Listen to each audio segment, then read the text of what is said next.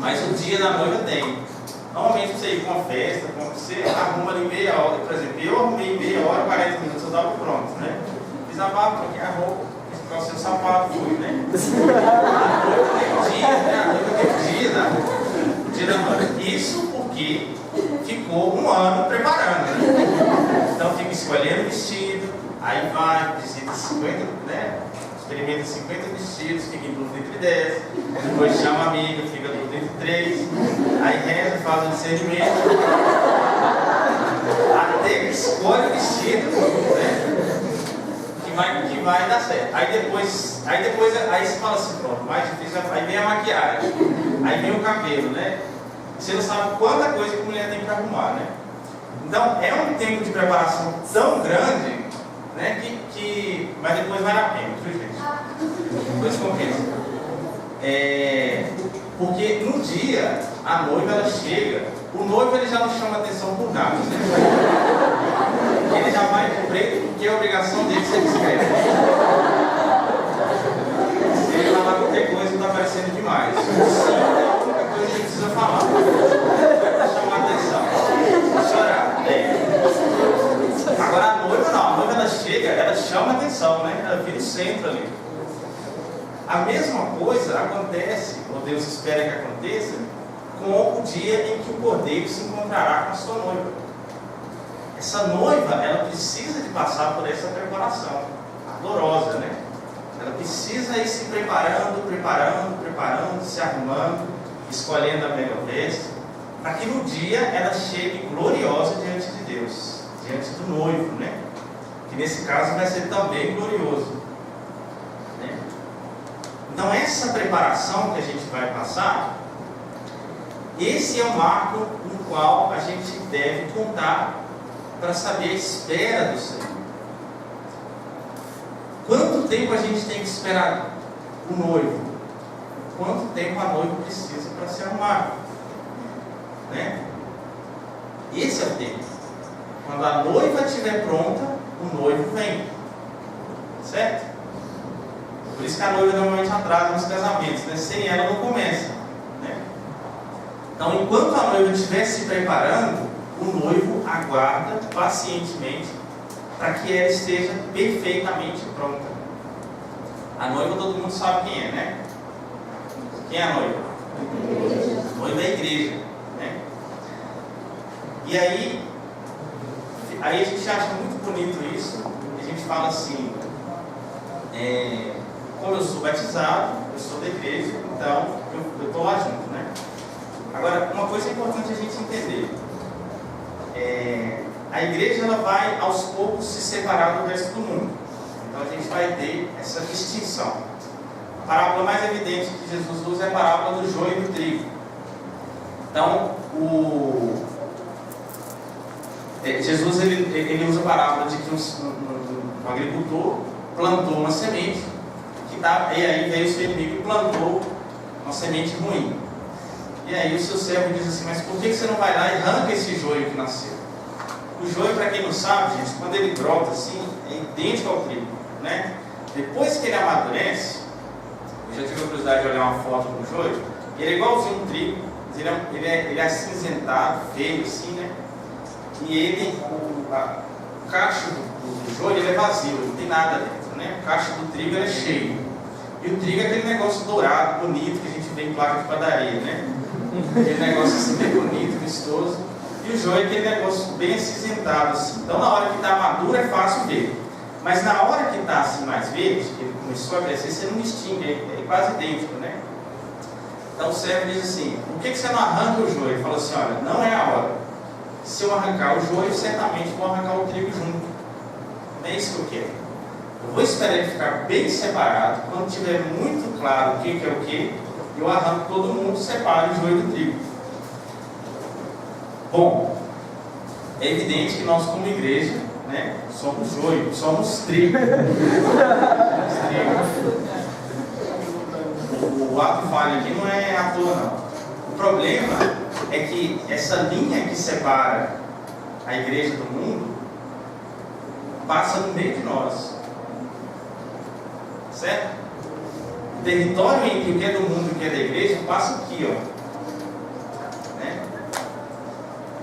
Ou seja, é a hora da gente rápido se decidir de que lado a gente fica, né? Durante o momento da efusão, eu tive uma visualização que eu senti muito que era para esse momento, né?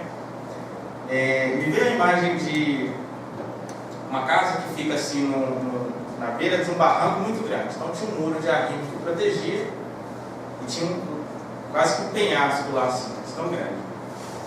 E aí havia uma criança que subia nesse muro e ficava ali em cima. Então, esse ficar em cima do muro, ela tinha uma falsa sensação de segurança. Mas no fundo, enquanto ela estava ali, ela estava constantemente correndo um grande perigo. Pode ser que ela caia para cá, mas pode ser que ela caia para lá.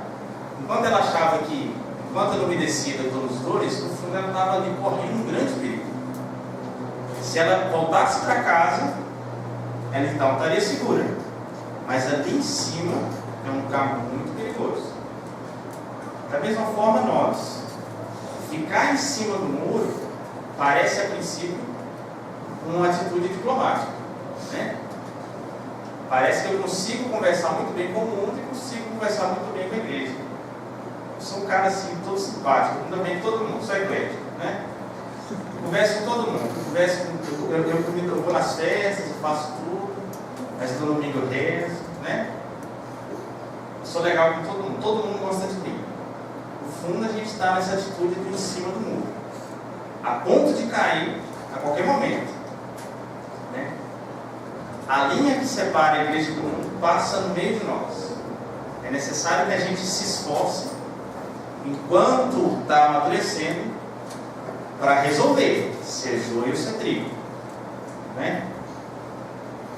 Por que isso é importante, gente? Por que é importante tanto o tempo da espera, essa paciência? Então a gente fica reclamando da demora, né? Jesus está demorando e tal. Jesus está esperando a gente a se decidir, a se resolver, né? A gente tomar logo uma atitude, porque esse prazo virá, esse tempo virá. Esse tempo virá justamente para ter a justa paga de quem se decidiu por uma coisa ou outra, certo? Essa justiça, esse juízo, ela a princípio nos amedronta, não é? A gente fica, é igual o dia que a gente vai fazer prova, né? Você está ali seguro, você sabe que você estudou, mas no dia da prova você fica tremendo de medo, porque vai que cai uma coisa que eu não estudei, né? Você fica nessa angústia. E da mesma forma a gente tem isso com o juízo. Não, bom, eu acho que eu fiz tudo certinho, agora será que tem algo? Aí você fica nessa dúvida se a gente está dentro ou fora. E essa dúvida é o que gera a nossa inquietação sobre o quando. Porque eu calculo mais ou menos quanto tempo que eu tenho, se dá tempo de correr atrás do prejuízo, né? É assim que a gente faz com prova. O dia que a prova adia, a gente respira fundo e fala, agora vai dar tempo de terminar. Mas você não programou antes, né? Então você sempre conta com um adiamento.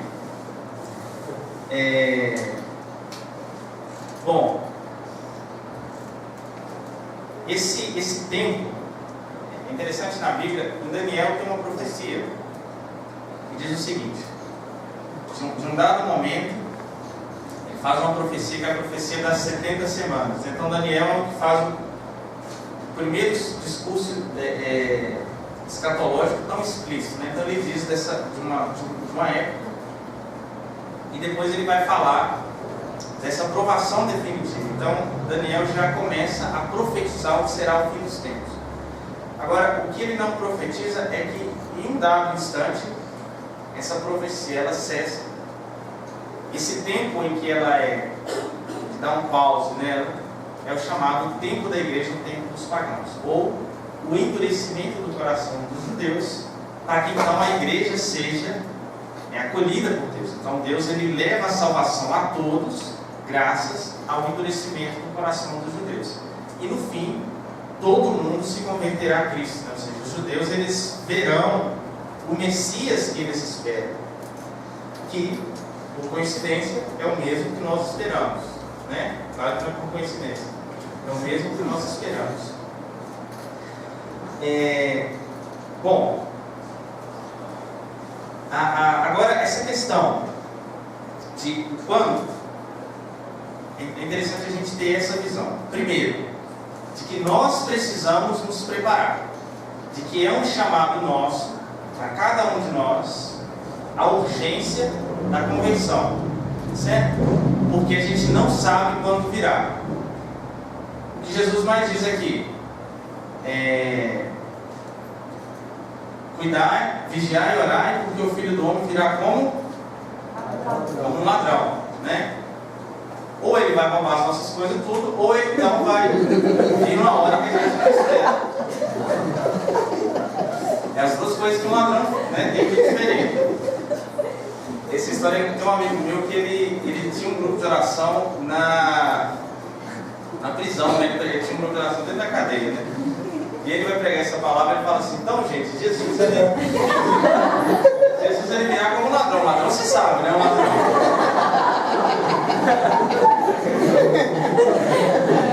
Ele ficou bem didático. Então, essa metáfora do ladrão é justamente porque ele veio em hora inesperada, né? Jesus ele até brinca, ele fala: se você soubesse que hora viria, você se preparava, né? Você dormiria tranquilo, ó, deu a hora, agora ele vai chegar, né? Aí você simplesmente acorda, né? Chama a polícia e tal. Então não é assim que vai acontecer, né? Jesus ele vai vir numa hora inesperada, né? A hora que ele vier, alguns vão sentir, outros não. Então pega comigo lá a carta de São Paulo aos Tessalonicenses.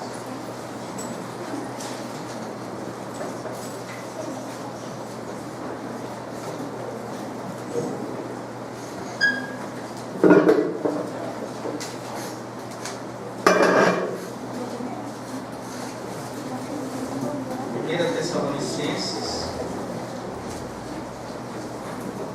5.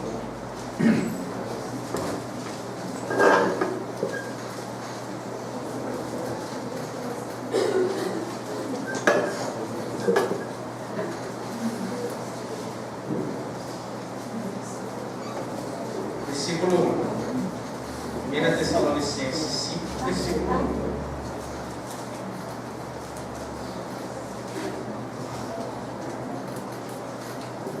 Amém?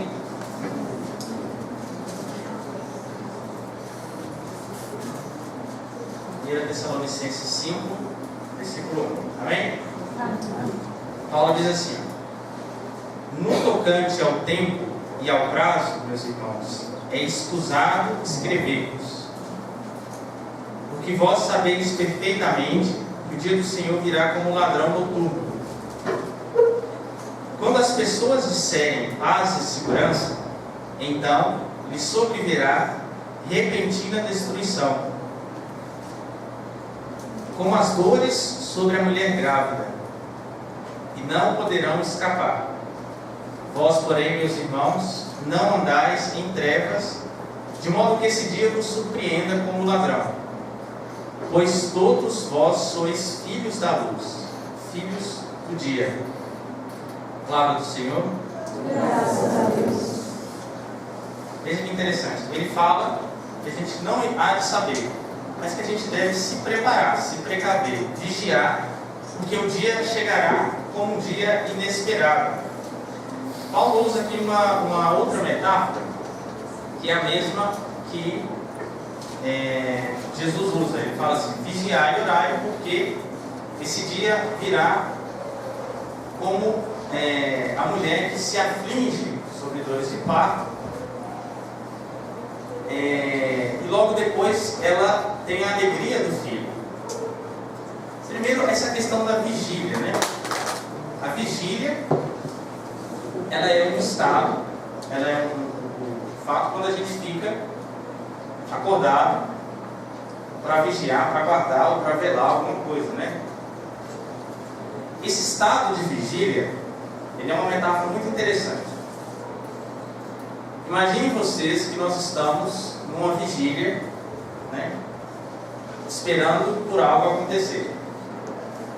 Bom, se alguns dormem,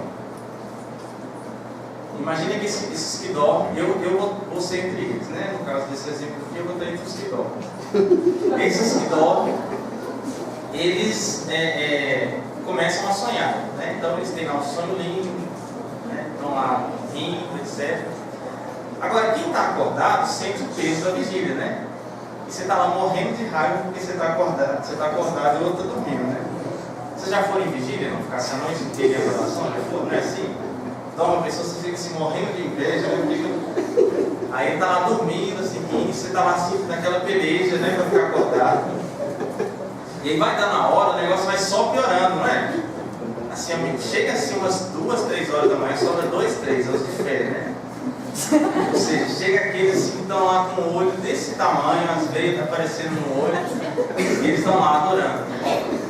E aí todo mundo já está ali descansando, uma boa e tal, e eles estão ali lutando. Então, quando vai chegando assim às 5, 6 horas da manhã, você já não está aguentando mais o peso da vigília, né? Então essa vigília, ela vai pesando à medida que a gente, que vai aproximando o tempo de encerrar a vigília, que no caso é amanhã, né? Agora, quem dorme, gente, quem dorme está muito tranquilo. Quem dorme está numa boa, está na paz, né? Do mesmo modo, a gente que é filho do dia, vai pesando cada vez mais o fato de nós sermos alguém que está sóbrios e lúcidos da realidade. Quem desiste da espera, quem não vigia, quem dorme, vive um sonho. Às vezes a gente olha para o mundo, quem tem essa visão mais clara, vai perceber, gente, mas como assim, né? Você vai vendo aborto, você vai vendo tanta sujeira, tanta coisa, que você fala, peraí, né? Que mundo que eu estou? E esse negócio vai só se agravando, vai só piorando. E você fala, não é possível que ninguém vai fazer, só eu que estou vendo, né? E parece que todo mundo começa até a defender aquilo, começa a brigar por aquilo. E aí vai ficando cada vez mais difícil a gente ser aqueles que estão acordados. Na metáfora da dor de parto, quem já acompanhou um parto? Quem já acompanhou um parto? Eu já. Gente, vocês vão achar que eu estou sendo dramático, mas acompanhar um parto é pior do que parir, viu? A gente fala que não existe dor pior do que essa existe. É a dor de assistir alguém parir. Muito pior. A Maria Clara nasceu ano passado, eu acompanhei esse tudo, né? Do início das dores até hoje, né? Mas assim, é um negócio muito, muito difícil, porque você fica com tanta aflição daqui, você não sabe o que a pessoa está sentindo, né? Aí você fica assim, nossa, é melhor essa dor passar para mim, porque eu não estou aguentando. Aí ela dá um grito e você fala, não, deixa. Porque o negócio, você vai dando uma aflição, uma agonia tão grande, você fica com medo daquela dor, né? A Neila, quando ela começou a sentir, ela ficou assim, uns 2 dias que fica sentindo assim, dura mesmo. Aí, quando você fala, nossa gente, então dá para nascer nada, fica ainda durando. Aí quando a médica falou assim, agora é a hora, falou assim, vai nascer não, agora vai começar as dores. Aí eu falei assim, Neila, para eu mais ou menos me situar, você me explica de 0 a 10 qual é a escala de dor que você está sentindo. Aí ela falou assim, 2, 3, aí veio falando, né? E o engraçado é porque a contração, ela, você sabe, né? ela vai, é periódica e vai ficando cada vez mais curta e cada vez mais forte, né? E aí eu falava nele, que número que está agora? Eu falei assim, ó, pra mim já passou de 10, mas eu tô com medo de falar e não ter mais número depois do eu usar. Porque do jeito que está indo, nós temos que piorar, mas aí 10 seria o final, né? Então ela não tinha nem coragem de arriscar um número mais, né? E aí quando o negócio estava assim, aí já tinha desistido, né? Já não estava contando mais com nenhuma melhora. Aí nasce, né? A metáfora é muito propícia, porque na verdade a gente em vários momentos vive uma situação que parece que Jesus vai voltar. É um momento tão dramático que você fala assim, pronto, pode ir na janela que está voltando. Olha lá para mim, confere para mim. É igual a gente checar no caixa de e-mail, né, no Facebook, né? Você fica toda hora esperando ali o globozinho parecer um número ali, né? A gente fica esperando a nuvem aparecer. E aí você fala, não é agora. Aí dá um tempo, vem uma mais forte ainda. Você fala assim, agora pronto, agora é definitiva. E não. Bom, uma coisa é certa. Essas dores que a gente vive, elas são de fato um prenúncio do que virá. Certo? É uma amostra grátis da provação que nós teremos. E elas vão cada vez mais se intensificando. Isso a gente experimenta na nossa vida. Tá? Na nossa vida a gente experimenta essas indas e vindas dessa investida do mal. E às vezes a gente vai sentindo que parece, até que a gente vê assim, não, agora eu desisti, agora eu acho que o mundo é isso mesmo. Eu acho que o negócio é para ser ruim mesmo. Quando fica de tal modo ruim, e agora o problema é, a gente não sabe se a dor que a gente vive agora já é o número 10 ou ainda está no 4, né? Isso é um problema. Então a gente não tem noção de quantas contrações ainda virão até a alegria da vinda, né? Esse é um mistério. Esse mistério, gente, ele tem um porquê, tá? Ou seja, por que Deus não nos revela? Por que Deus, ao invés de falar a data logo e encerrar o assunto, manda a gente ficar nessa vigília, né? Justamente porque o efeito que Ele quer é acabar com a curiosidade. Não sei se deu certo, mas o que Ele queria era isso. Ele queria que, ao invés da curiosidade, nós tivéssemos um coração de espera. É isso que Ele quer. O que é o estado de vigília? A melhor maneira de um segurança, né, de um segurança de um prédio,